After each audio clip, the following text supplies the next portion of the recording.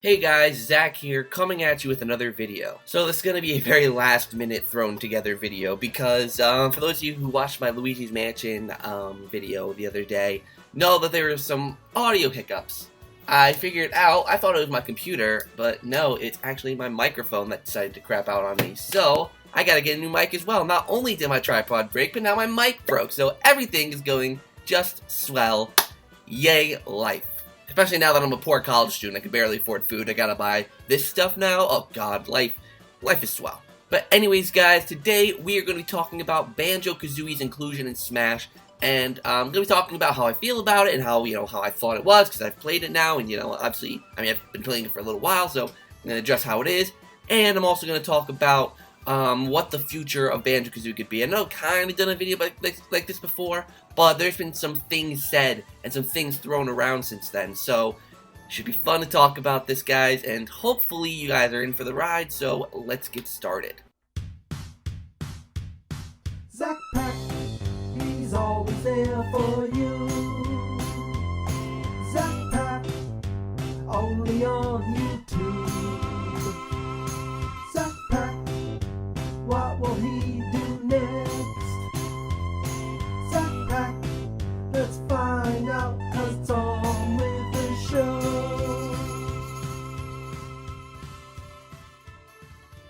So let's first talk about how Banjo Kazooie was in Smash. So obviously in the Nintendo Direct, a couple weeks ago now, it was announced that Banjo Kazooie would be joining, or would be releasing that day, and all that stuff. And honestly, being able to play Banjo Kazooie, being able to play as Banjo Kazooie in a not car-like setting was actually really, really fun. I absolutely loved, being able to play Banjo Kazooie. And one of the funniest things about this is I feel like the moveset of Banjo Kazooie just felt so familiar, which is really, really weird. I've never felt that way with a character. Like, using Luigi's Poltergust, and his grab, and using Mario's Flood, those didn't feel familiar like they were in those games. But Banjo Kazooie's whole moveset felt that way, with the double jump, and with Kazooie going and floating and all that stuff. That all felt familiar. So it's really, really funny to see how that turned out, how it feels like Banjo-Kazooie. It feels exactly how you would imagine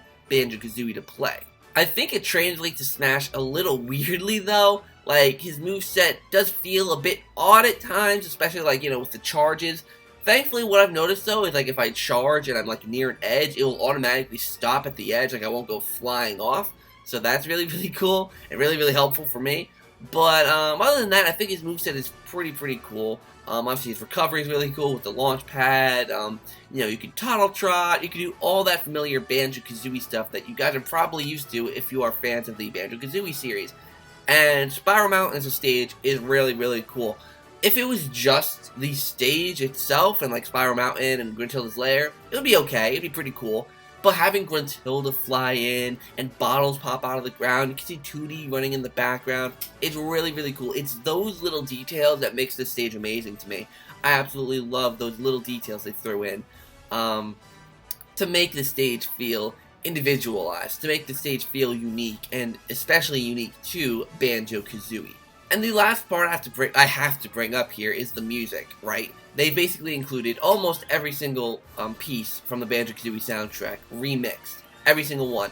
Freeze Easy Peak is the original soundtrack from the original game, but everything else is remixed.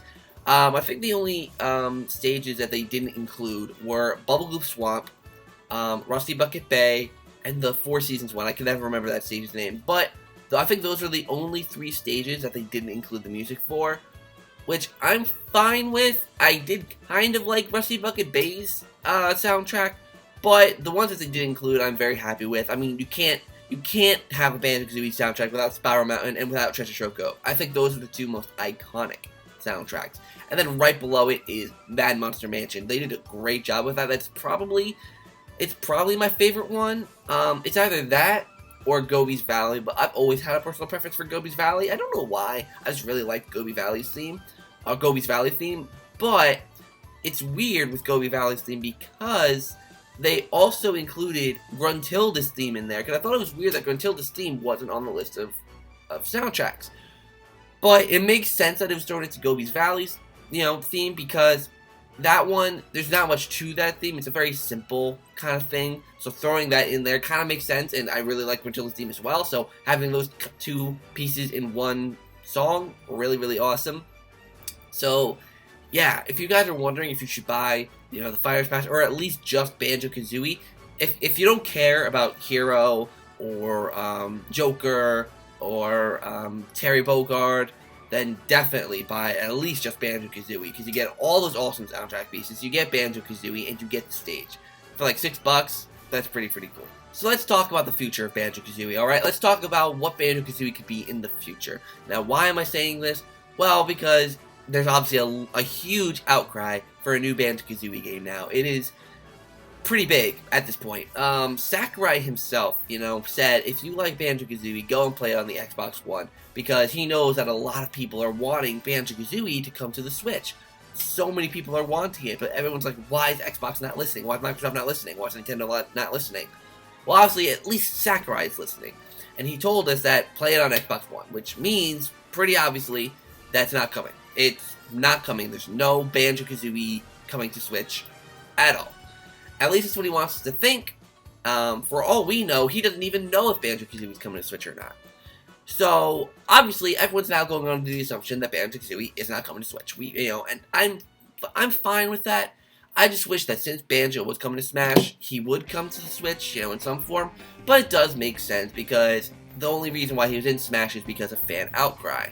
So it makes sense that he's in Smash, but not coming to the Switch. But then again, we also had an outcry from the visual designer of the character models of Banjo Kazooie, who was so happy to see them looking great. Because I think he wasn't really a fan of how they looked in Nuts and Bolts, but seeing them in Smash Bros. Ultimate, he's having an outcry for a remaster or even a remake of the first Banjo Kazooie game and a new sequel. And that stirred up a lot of that stirred up a lot. Having the original character designer want that, pushing Rare to do that. I don't know, guys. I mean, once Battletoads is out, we don't know what's next for Rare. They could very well work on a remaster for Banjo Kazooie or a sequel. They could very well be working on that. And I really hope that they are, because Banjo Kazooie, 3D platformers are being revived, right? Every single 3D platformer from your childhood is coming back. Crash Bandicoot, the Insane Trilogy came back. Spyro Reignited Trilogy came back. Spyro SquarePants Battle for Bikini Bottom is coming back. So, really, the 3D platformer, especially the old school N64, GameCube era ones, those are the ones that are coming back. And they are obviously very, very popular, very, very high demand, hence why more and more of these are being made, They are very, very high demand right now. And for Banjo Kazooie not to hop on this hype train, they could really miss out. I mean, obviously Banjo Kazooie is a big enough franchise like Crash, like Spyro, to where it could work whenever they want to do it. But I think now, that the Xbox One needs something to boost sales, or at least keep it chugging along, something strong to finish off the Xbox One. And even the Nintendo Switch, being able to expand your franchise, it would make Microsoft more money in the long run. Because especially in Japan, Japan, no one has an Xbox One in Japan. The Xbox One was abysmal in Japan. Every single month we see sales data for how many systems are sold. The Switch would sell 90,000 units, something like that. 90,000 units or 96,000 units. The PlayStation 4 would sell 90,000 units, so about the same. PlayStation 4 and Switch are right up there with each other. The Xbox One would sell 50. Not even 50,000, just 50. Imagine having 90,000 pennies, comparing that to 50 pennies. That's $900 versus 50 cents? It's sold abysmally. So especially in places like Japan, I know Banjo Kazooie isn't especially popular in Japan, but it could make it popular in Japan. They could be like, hey, do you guys remember Banjo Kazooie that we sold in this Fighters Pass? Now you can play it on the Switch. That kind of stuff. It would make Microsoft money. They would not be losing out on any money for this. People who have an Xbox One would buy it on an Xbox One, because they want it to look great, look better. And people who are Nintendo Switch owners who don't have an Xbox One, or would just prefer the portability aspect, would buy it on the Switch. So, I think saying that, Microsoft not want, it's just, I don't know, like, Banjo Kazooie, it makes sense because of how big of a franchise it is. Like, I don't know, just let me know what you guys think. Should they bring Banjo Kazooie back to Nintendo? Like, people are saying the series was born on Nintendo, right? And Xbox One took it, and they've done nothing with it. They made Nuts and Bolts, which was a train wreck of a game. That's probably why they haven't made a sequel since then, because of how bad the game got reviewed. I don't know how the sales of the game were, but it probably wasn't, it probably didn't sell great either. So, really, Microsoft dropped the ball when it comes to Banjo Kazooie. So, I think letting Banjo Kazooie come back to the Nintendo Switch, in my personal opinion, is the smartest thing for them to do. They royally messed up the franchise. A lot. And having it go back to the people who started it all. Nintendo. That's what makes the most sense. But, let me know what you guys think down in the comments down below, guys. Hopefully you enjoyed that. And next week, for you Luigi's Mansion fans, if you stuck around this long, I have a 40-minute analysis video / nitpicking video coming out to you guys. I hope you guys are going to enjoy that. Yeah. So, thank you guys so much for watching this video, and until next time, I'll see you guys in the next video.